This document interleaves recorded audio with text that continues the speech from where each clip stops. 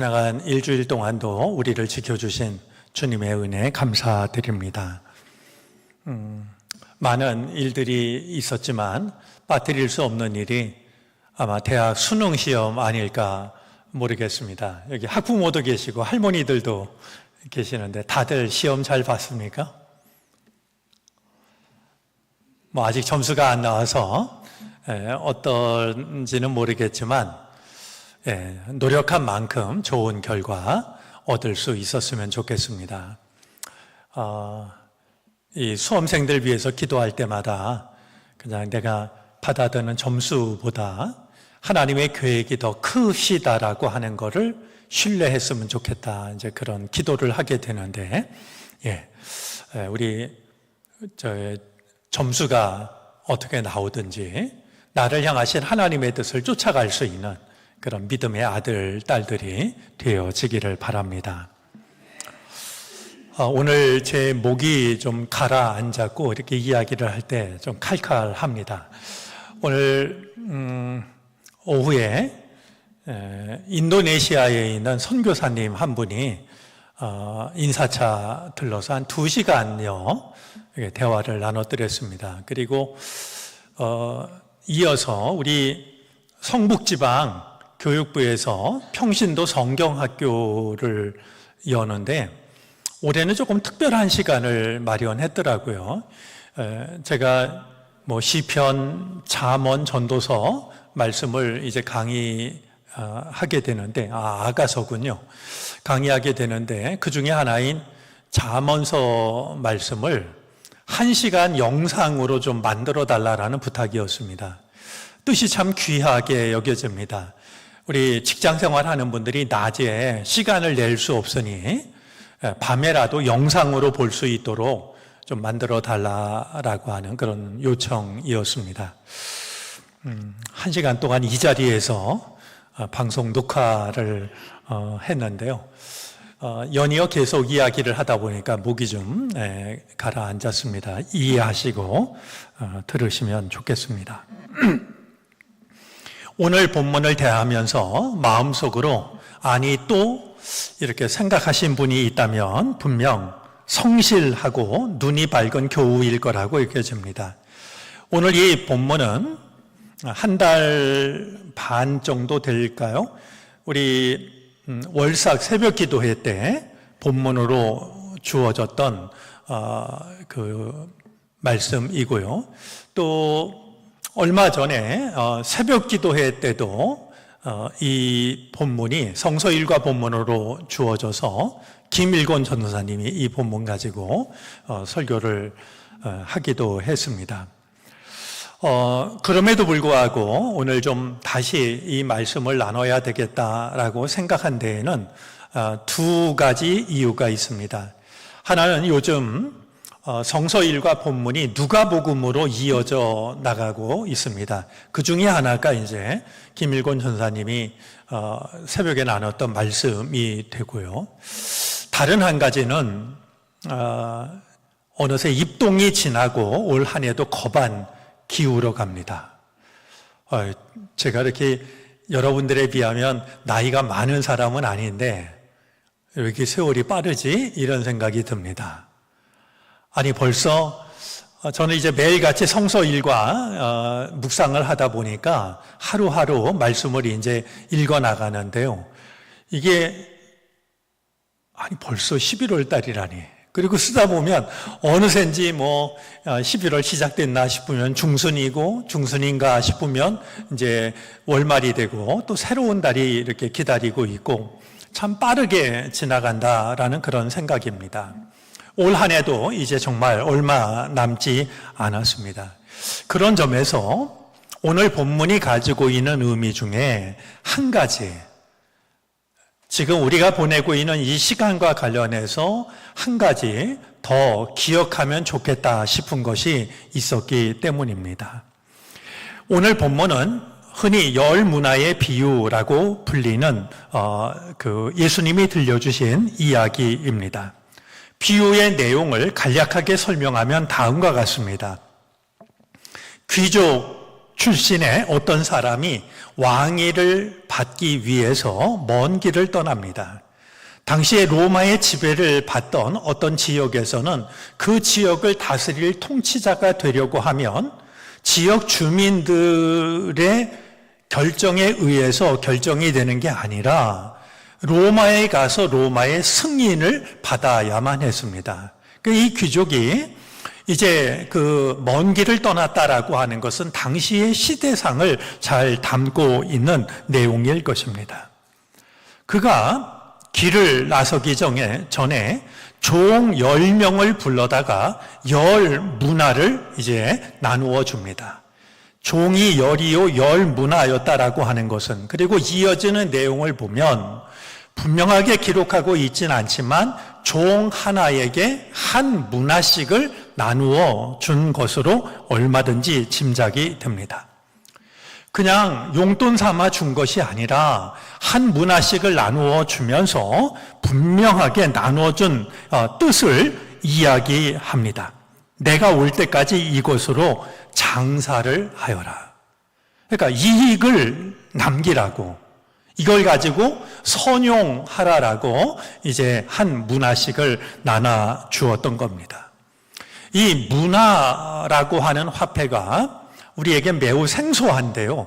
이 문화라는 화폐는 처음에는 무게를 나타내는 단위였다가 나중에 화폐 단위로 바뀐 그 단위가 바로 문화입니다.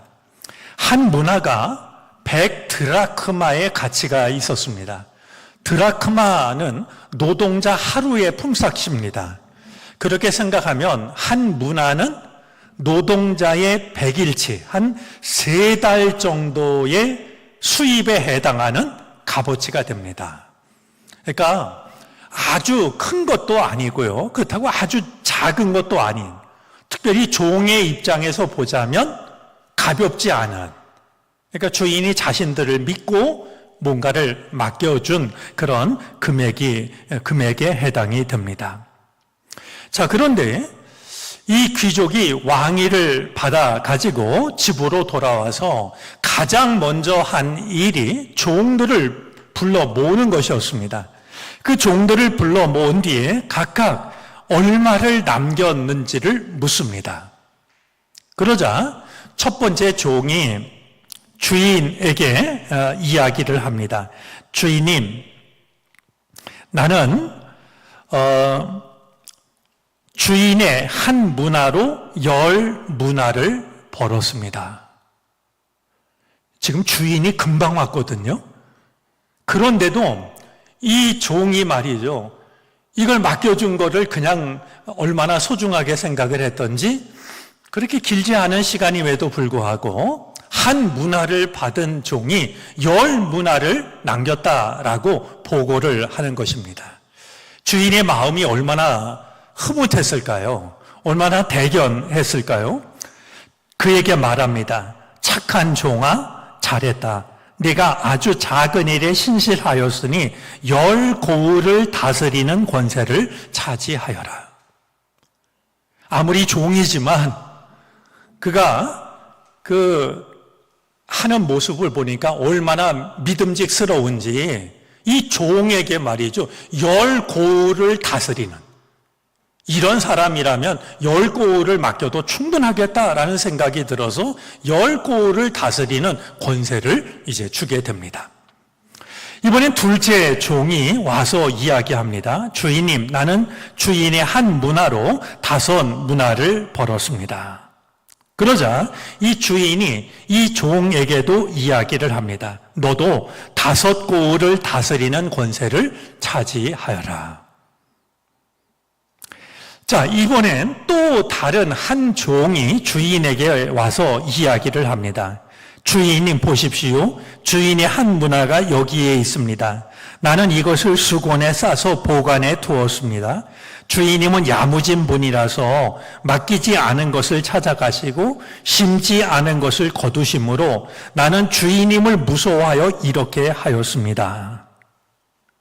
주인에게 받은 한 문화를 수건에 싸서 두었다가 주인이 불러 모으니까 말이죠. 가서 내가 수건에 싸서 이 한 문화를 보관했다 가져왔습니다 라고 하면서 내가 이렇게 한 까닭이 주인이 얼마나 이게 무섭고 또 까탈스러운 분인지 이런 이야기를 하면서 한 문화를 이제 도로 가져온 것이죠.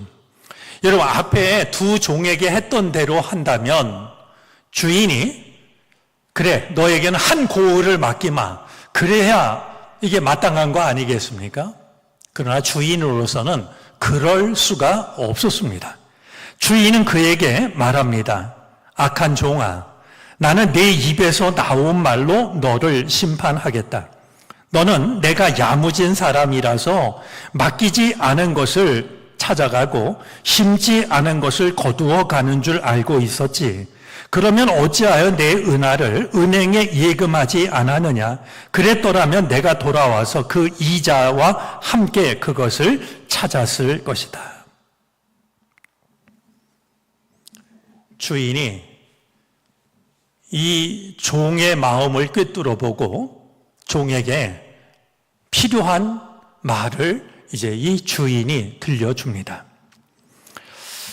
결국 이 종은 그럴듯한 말로 자기가 그럴 수밖에 없었던 이유를 이야기했지만 주인은 어느 거 하나도 받아들일 수가 없었던 것이었습니다. 자, 그러면서 이 주인은 곁에 서 있는 사람들에게 이렇게 말합니다. 이 사람에게서 한 문화를 빼앗아서 10 문화를 가진 사람에게 주어라. 좀 선뜻 받아들이기가 어렵지 않겠습니까? 아니, 10 문화를 지금 가지고 있는 사람은 그렇잖아도 10 문화 많은 것을 가지고 있고 10 고을을 다스릴 권세를 받았는데 그만하면 넘치는 것을 받았는데 이 주인이 말이죠, 한 문화 그냥 가져온 사람의 문화를 빼앗아서 10 문화 가진 사람에게 주라고 이야기를 하니 말이죠. 그래서 사람들이 주인에게 말했습니다. 주인이 그는 10 문화를 가지고 있습니다. 아마 이 말 속에는 이미라는 말이 포함이 됐을 겁니다. 그는 이미 10 문화를 가지고 있지 않습니까? 이런 말이었겠죠. 하지만 주인은 단호하게 강조를 합니다. 내가 너희에게 말한다. 가진 사람은 더 받게 될 것이요. 가지지 못한 사람은 그가 가진 것까지 빼앗길 것이다. 그냥 남긴 만큼 10 문화를 남긴 자에게 10 고을을 다스릴 권세를 주고 5 문화 남긴 사람에게 5 고을 다스릴 권세 주고 한 문화 가져온 사람에게 한 고을 다스릴 권세를 주었던 게 아니라 한 문화를 그냥 가지고 온 사람은 가진 것까지 다 빼앗기는 그런 결과가 주어졌던 겁니다. 마태복음에 나오는 달란트 비유와 마찬가지로 동일하게 눈에 띄는 것이 있습니다. 착한 종과 악한 종이 선명하게 대비가 됩니다. 착한 종은 주인의 뜻을 헤아리고 지체하지 않았습니다. 최선을 다해서 주인이 원하신 것을 이루어냅니다. 그는 주인으로부터 칭찬과 함께 큰 보상을 받게 됩니다. 하지만 악한 종은 책망과 함께 가지고 있는 것까지 모두 빼앗기고 맙니다. 악한 종은 아무것도 하지 않은 채 그 책임이 주인에게 있다는 듯이 책임을 주인에게 돌리고 있습니다. 가장 불충한 종이 가장 많은 말을 그리고 가장 논리적으로 말하고 있다는 것이 언제라도 말씀을 읽으면 마음에 걸립니다. 오늘 이 본문에서 말씀드린 것처럼 새롭게 생각하고 싶은 게 있습니다.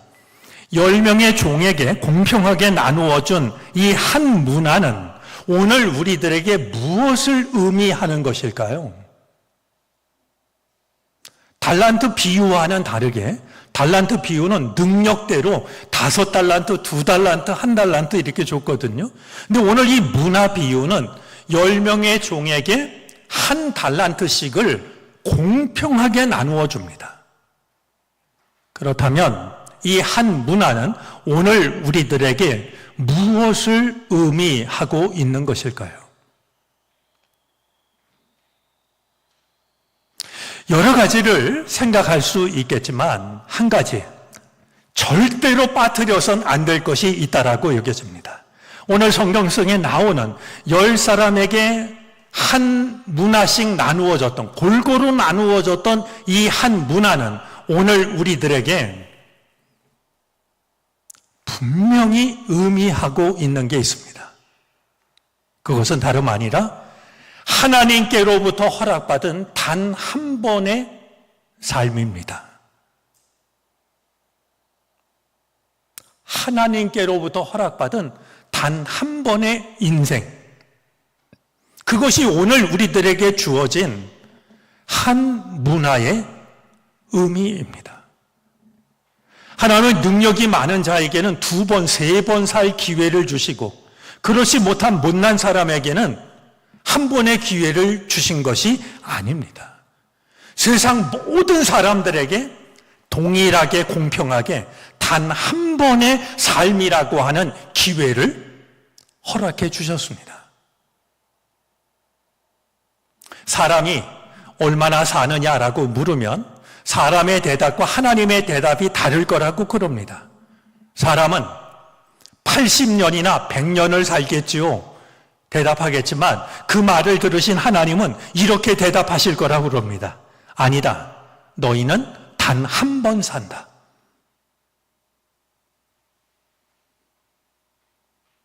우리는 우리가 살아갈 횟수를, 숫자를 떠올릴지 모르겠지만 하나님의 관심은 우리가 몇 년을 사는지에 있는 것이 아니라 단 한 번 주어진 삶을 어떻게 사느냐. 그것이 하나님께서 우리에게 가지시는 관심이라고 하는 것이죠. 한 문화식을 받은 종들의 태도는 제각기 달랐습니다.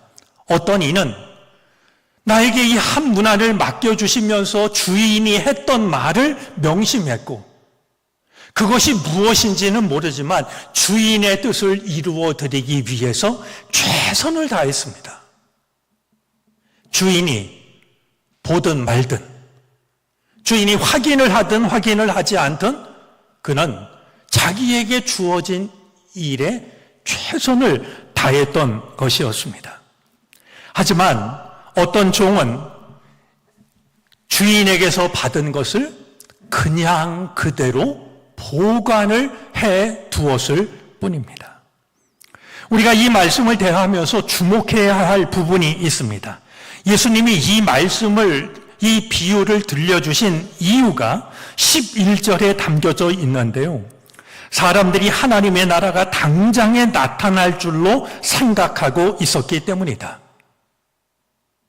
그렇다면 한 문화를 수건에 쌌다가 가지고 온 종의 태도가 이해가 됩니다.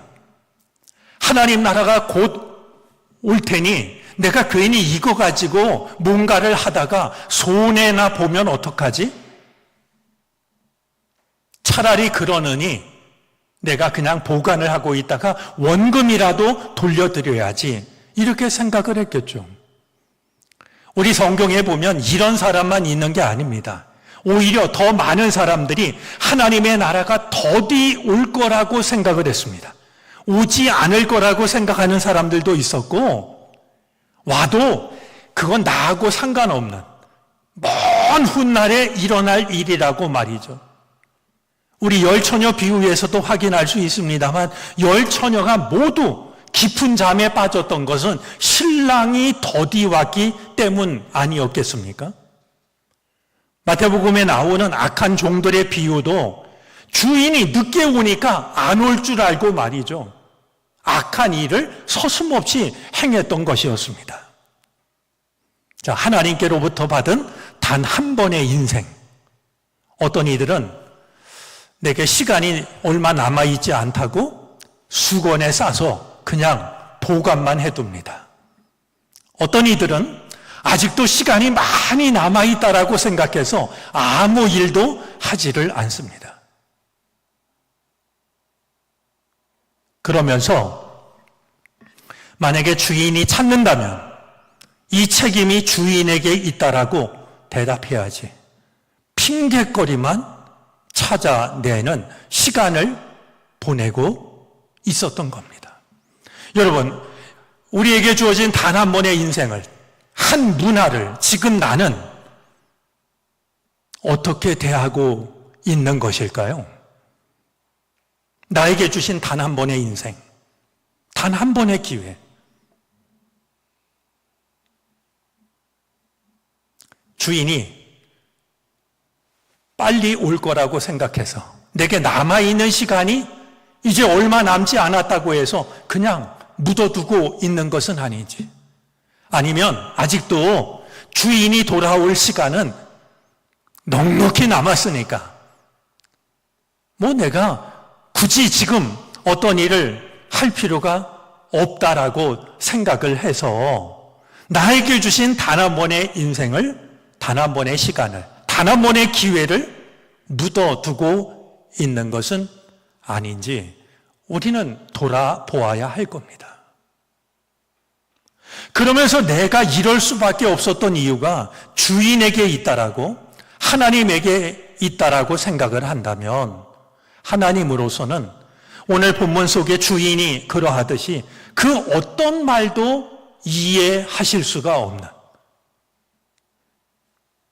결국 우리의 서툰 변명에 지나지 않을 뿐이라고 하는 것을 우리는 돌아볼 필요가 있다라고 여겨집니다. 조금 엉뚱한 이야기가 될지 모르겠습니다만 최근에 제가 읽은 시집이 있습니다.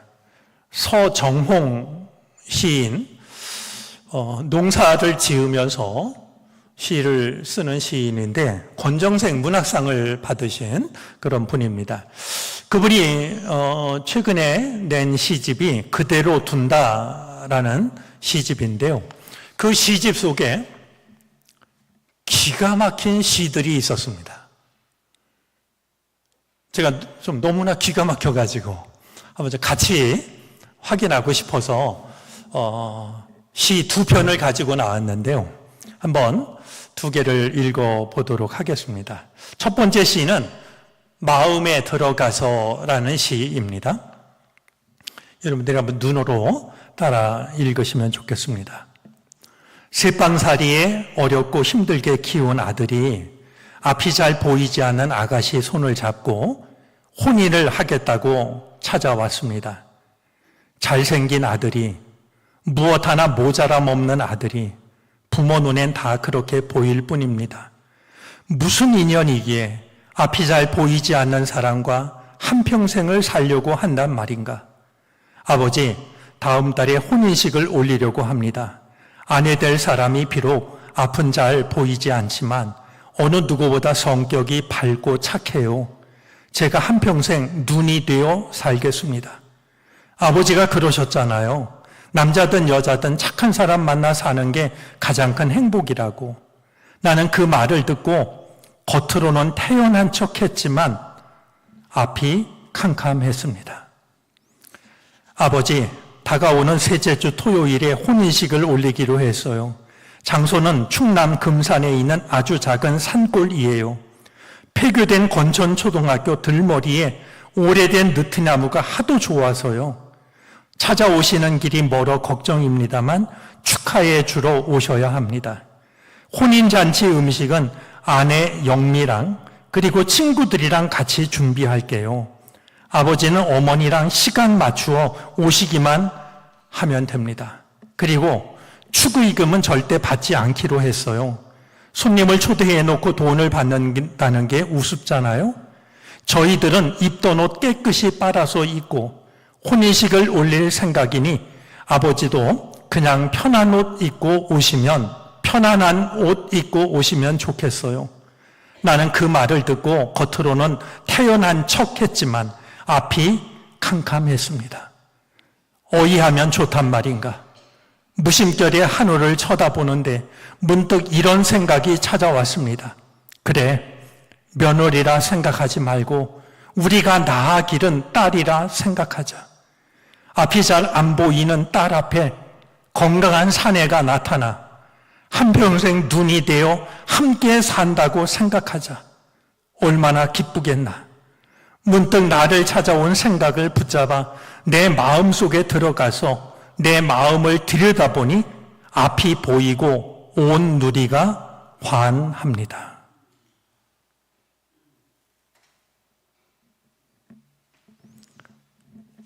참 기가 막힌 얘기입니다. 두 번째 시는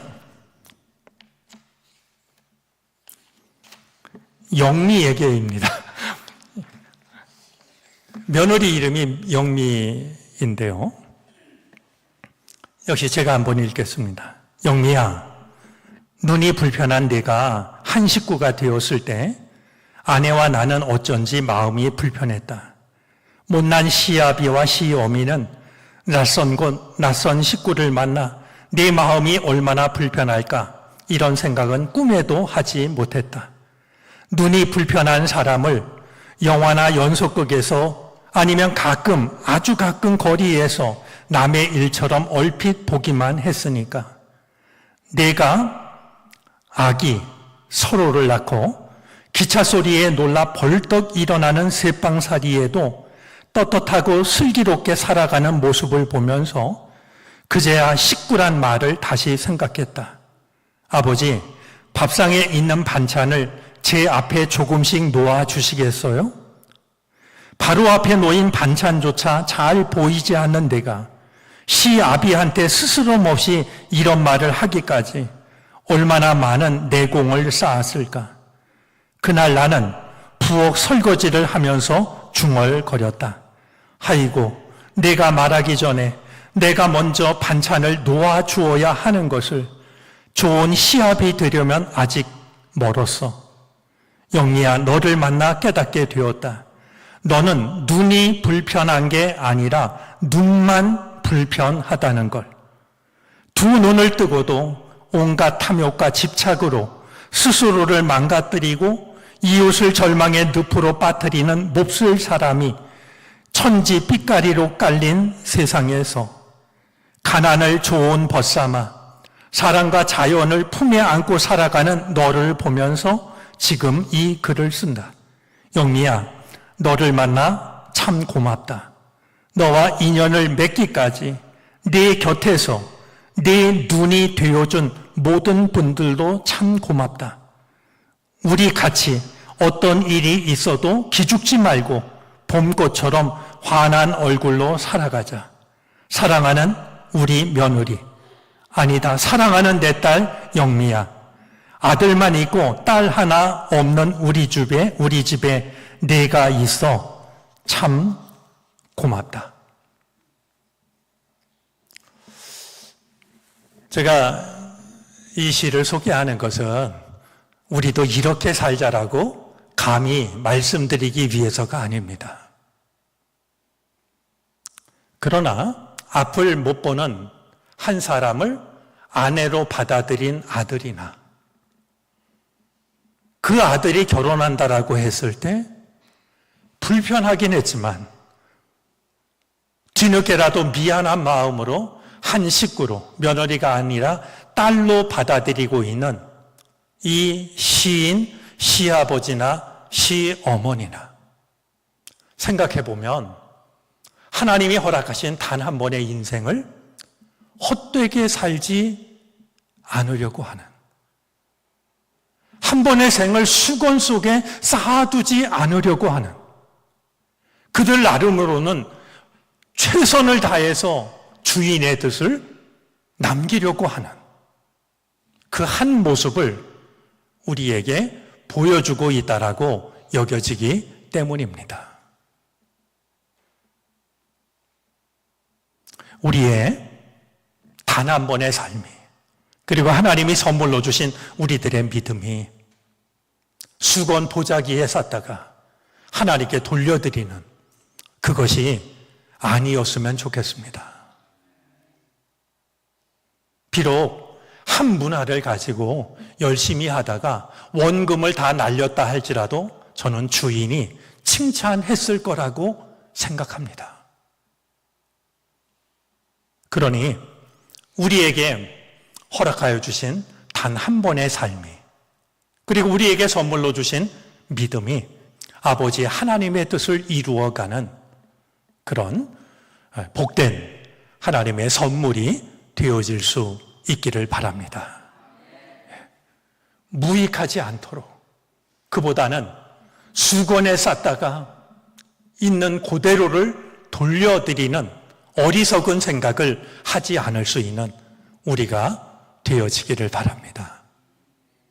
오늘 이 밤에는 한 해가 저물어 가는데, 그리고 나의 인생도 정말 이렇게 빨리 인생이 지나가는데, 하나님이 주신 단 한 번의 인생이 무의미한 인생이 되지 않게 해달라고, 시간이 얼마 남지 않았다고 수건에 싸두거나 아직도 많이 남았다라고 수건에 싸두거나 그런 어리석은 선택이 아니라, 나에게 생명을 주시고 시간을 주신 아버지 하나님의 뜻을 최선을 다해서 감당할 수 있는 내가 되게 해달라고 기도하는 이 밤이 되어지기를 바랍니다. 기도하겠습니다.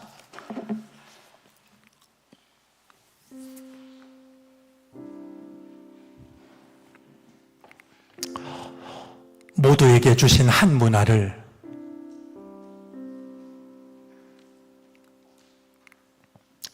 하나님은 저에게도 허락해 주셨습니다. 단 한 번의 삶, 단 한 번의 믿음, 수건에 싸서 보관만 했다가 도로 돌려드리는 어리석음이 우리에게 없기를 바라고 원합니다. 그것을 주신 주님의 뜻을 헤아리게 하여 주시옵시고, 지체하지 않게 하여 주시고, 어리석은 핑계를 떠올리지 않게 하여 주시고, 주인 탓으로 돌리지 않게 하여 주시고, 내가 할 수 있는 최선을 다할 수 있게 해 주시옵소서. 이렇듯 세월이 빨리 지나가는데 우리에게 주신 단 한 번의 인생이 아버지 하나님의 선한 뜻을 최선을 다하여 감당하는 삶이 될 수 있도록 은혜 내려 주옵소서. 우리에게 주신 믿음도 보자기에 쌌다가 받은 그대로를 돌려드리는 믿음 아니기를 바라고 원합니다. 우리에게 주신 사명 또한 고스란히 보관했다 고스란히 돌려드리는 사명 아니기를 바라고 원합니다. 주님의 뜻 알게 하여 주시고, 어떤 변명도 물리치게 하여 주시고, 오직 아버지의 선한 뜻만 이룰 수 있게 해 주옵소서. 이 밤 우리가 드리는 찬양과 우리가 아뢰는 기도를 주께서 기쁘게 받아 주시옵소서. 예수 그리스도의 이름으로 기도를 드립니다. 아멘.